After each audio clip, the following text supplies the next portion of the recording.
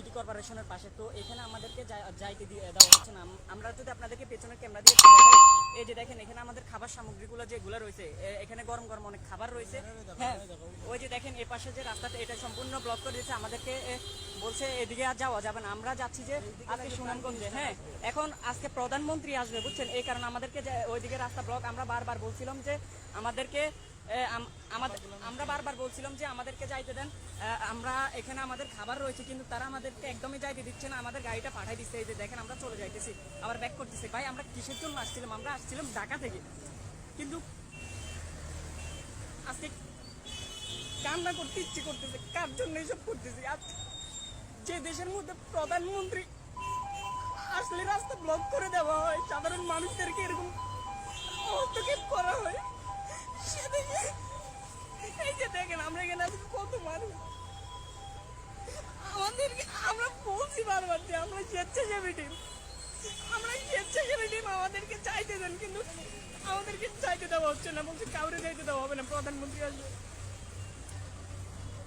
যাই হোক ভাই, আমরা কি জন্য আসছি? আমরা তো আসছিলাম মানুষের উপকার করার জন্য। এই যে দেখেন খাবারগুলো, এক ট্রাক এক পিকআপ খাবার এখন আবার আমাদেরকে পাঠাই দিচ্ছে। কত কষ্ট করে আমরা মানুষের কাছ থেকে টাকা তুলছি,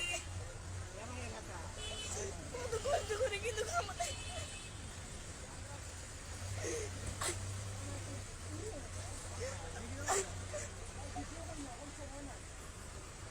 এই যে দেখেন ওই যে রাস্তা টোটালি বন্ধ করে দিয়েছে।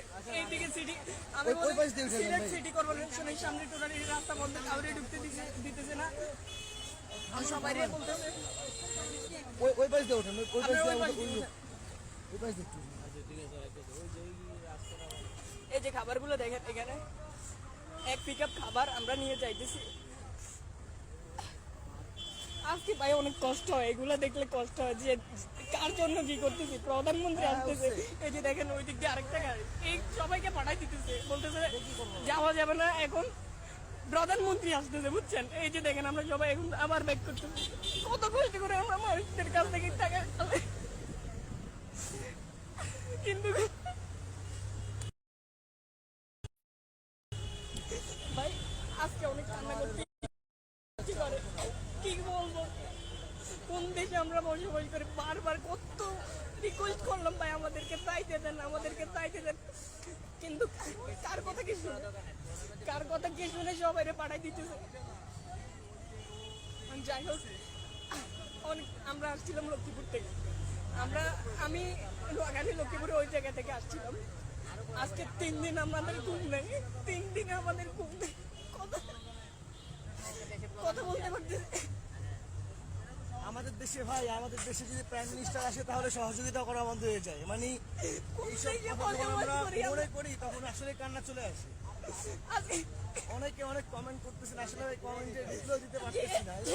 প্রাইম মিনিস্টার আসলো, সরকারের পক্ষ থেকে কোনো খাবার নাই, আমরা ত্রাণ নিয়ে আসছি, আমাদেরকে আটকাই দেওয়া হচ্ছে। এটা কি আপনারা এই লাইভটা শেয়ার করবেন কিনা জানি না, তবে এগুলো প্রচার হওয়া দরকার।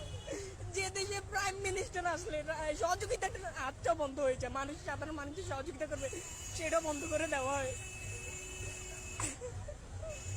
আমরা সুনামগঞ্জের উদ্দেশ্যে রওনা হয়েছি, সুনামগঞ্জে যাইতেছি, কিন্তু আমাদেরকে এখানে আটকাই দিছে, বলছে এখন যাওয়া যাবে না, প্রধানমন্ত্রী আসতেছে। হ্যাঁ, এখন রাস্তা ব্লক, অনেকক্ষণ দাঁড়াই করে রাখছে ভাই, অনেক রিকোয়েস্ট করছে, আমাদেরকে বাইতে দেয় না, সব গাড়ি ফেরত পাঠিয়ে দিছে। শুধু আমাদের না, আমাদের মতো আরো অনেক গাড়ি গেছে, সবাইকে এরকম ভাবে পাঠিয়ে দেওয়া হয়েছে। আমাদের মতো সিলেটে আজকে শত শত গাড়ি ঢুকতেছে মানুষকে সহযোগিতা করার জন্য, কিন্তু একটা ব্যক্তি প্রাইম মিনিস্টার সিলেট ঢুকতেছে, এই জন্য একজন ট্রাক মানে বাহির করে দিচ্ছে। ওই এক ব্যক্তি হয়তো বা 1 লাখ মানুষের খাবার দেবে, কিন্তু আমরা যে ট্রাকগুলো ঢুকতেছি, প্রত্যেকটা ট্রাক যদি ওই জায়গায় যাইতে পারে তাহলে অনেকগুলা মানুষ খাবার পাবে, অনেকগুলা পরিবারের সহযোগিতা হবে। কিন্তু একটা ব্যক্তির জন্য সবগুলো রাস্তা ব্লক, আমরা যেতে পারতেছি না। আমরা যেদিক থেকে আসছি আবার ওই দিক ব্যাগ যেতে হচ্ছে ভাই, এই কষ্ট মানে কাউকে বলে বোঝানোর মতো না।